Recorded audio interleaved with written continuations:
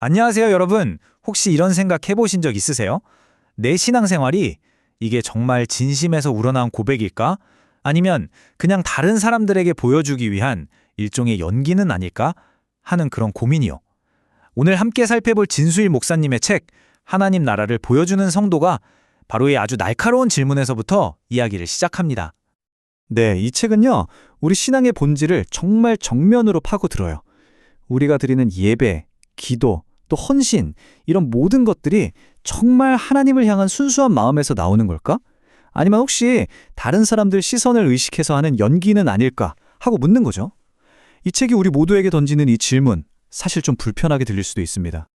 근데 이게 사실 완전히 새로운 얘기는 아니에요. 벌써 19세기의 철학자 키르케고르가 교회가 점점 극장처럼 변질될 거라고 경고를 했거든요.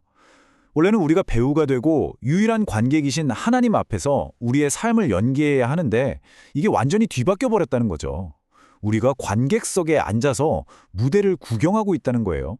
저자는 키르케고르의 이 경고가 바로 오늘 우리의 현실이 되어버렸다고 지적하고 있습니다.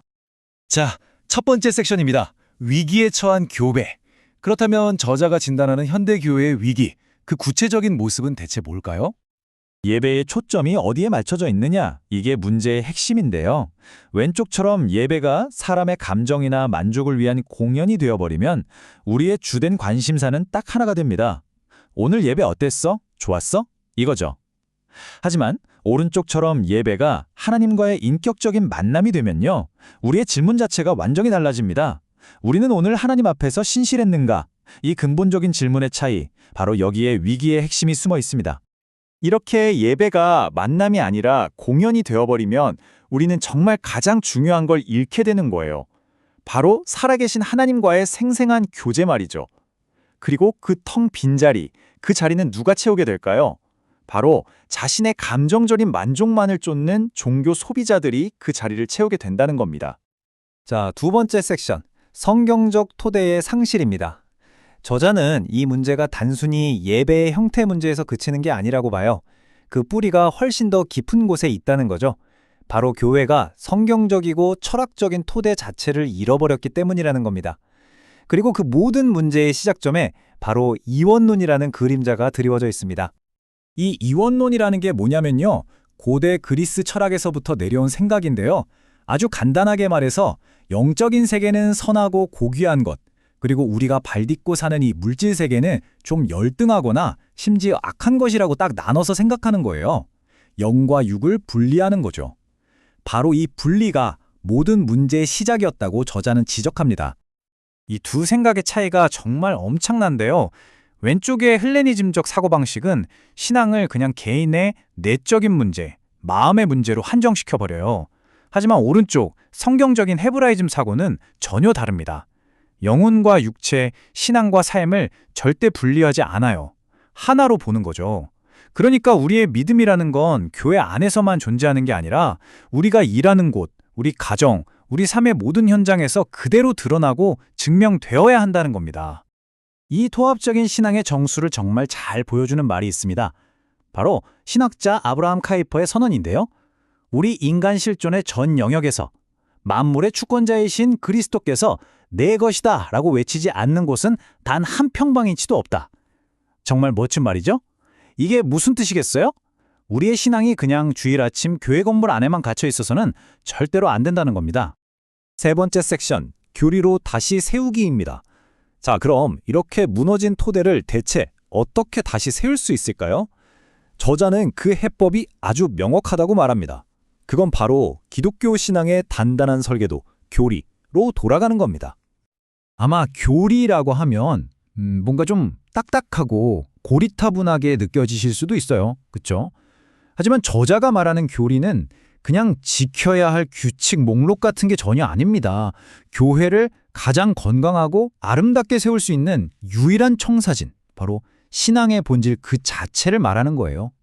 교리는 그냥 박물관에 전시된 유물이 아니에요. 살아 움직이는 거죠. 초대교회 때부터 교리는 우리가 믿는 것은 이것이다 라고 신앙의 핵심을 딱 정리해줬고요. 또 잘못된 가르침이 들어올 때 교회를 굳건히 지키는 방패 역할을 했습니다. 그리고 다음 세대에게 이것이 우리의 믿음이다라고 전수하는 아주 중요한 통로였죠. 이렇게 해서 결국 우리의 세계관 그리고 삶의 방식 전체를 빚어내는 토대가 된 겁니다. J.I. 패커가 이런 말을 했습니다.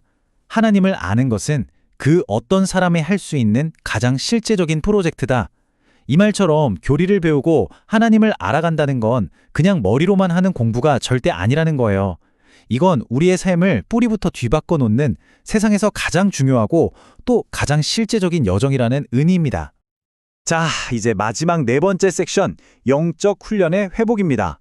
이렇게 교리라는 단단한 토대 위에 신앙을 세웠다면 그게 구체적으로 어떤 삶으로 나타나게 될까요? 이론에서 그치면 안 되잖아요. 저자는 바로 영적 훈련을 통해서 그 믿음이 진짜 우리의 삶이 되는 거라고 설명합니다. 그 훈련의 가장 대표적인 예가 바로 성경적 묵상이에요. 우리가 보통 명상이라고 하면 마음을 텅 비우는 걸 생각하잖아요. 그런데 성경에서 말하는 묵상은요, 완전히 정반대입니다. 비우는 게 아니라 채우는 거예요. 히브리어로 하가라고 하는데 이게 원래 사자가 먹잇감을 붙들고 으르렁거리는 모습을 뜻하는 단어거든요. 그만큼 하나님의 말씀을 계속해서 곱씹고 읊조리고 되뇌면서 그 말씀으로 내 생각과 마음을 아주 적극적으로 가득 채워나가는 행위. 그게 바로 성경적 묵상입니다. 그리고 역사가 이걸 증명해주고 있죠. 한번 보세요. 청교도들이나 조나단 에드워즈, 조지 휘필드, 존 웨슬리 같은 믿음의 선배들을 보면요. 뚜렷한 공통점이 하나 있습니다. 그들은 모두 정말 확고한 교리적 신념을 가지고 있었어요. 그리고 바로 그 신념이 있었기 때문에 그것을 매일매일의 치열한 영적 훈련과 헌신적인 삶으로 살아낼 수 있었던 겁니다. 특히 조나단 에드워즈가 썼던 결심문을 보면 그들의 삶이 어땠는지 정말 압축적으로 느낄 수 있습니다. 결심했다. 살아있는 동안 온 힘을 다해 살기로. 결심했다. 단 한순간도 잃어버리지 않고 가능한 가장 유익한 방법으로 그 시간을 사용하기로. 와, 정말 대단하죠? 머릿속에만 있는 신학적 확신이 얼마나 치열하고 구체적인 삶의 결단으로 이어질 수 있는지를 너무나 명확하게 보여주는 대목입니다. 자, 이 모든 논의는 결국 하나의 결론을 향해 갑니다. 교회의 진정한 회복과 부흥은요, 시대를 따라서 뭔가 새로운 프로그램을 만들고 신기한 걸 발명하는 데 있지 않다는 거예요.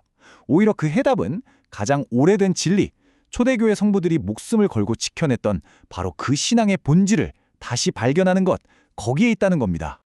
끊임없이 새로운 것을 만들고 혁신을 외치는 이 시대에 어쩌면 가장 강력하고 가장 필요한 혁신은 오히려 변하지 않는 근본으로 돌아가는 용기가 아닐까요?